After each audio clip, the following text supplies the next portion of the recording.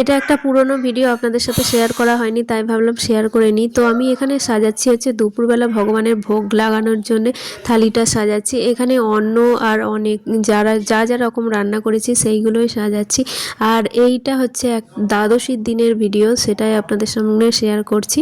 আর এখন আমি অন্নটা খুব ভালো করে আগে সাজিয়ে নিচ্ছি, নিয়ে তারপরে এর মধ্যে আমি রান্না করেছিলাম কুমড়ো সেদ্ধ, তো সেই কুমড়ো সেদ্ধ দিয়ে দিয়েছি। তারপরে কুমড়ো ভাজা করেছিলাম আর পনির করেছিলাম। পনিরটা দুটো ভাজা তুলে রেখেছি সেটা শোনার জন্যে, তো ওটাও পনির ভাজাটাও ওর মধ্যে থালির মধ্যে দিয়ে দিয়েছি। দিয়ে আর এখন ফুলকপি আলু দিয়ে একটা সবজি করেছিলাম, তো রসা মতো, সেই সবজিটা এখন বাটিতে তুলে নিচ্ছি। তো এখানে রান্না করে রেখেছি, তো অনেক আগেই জোগাড় করে রান্না টান্না সব হয়ে গেছে। আর এইদিকে একটা ডালি আর খিচুড়ি করেছিলাম, সেইটাই এখানে দিয়েছি আর অন্ন।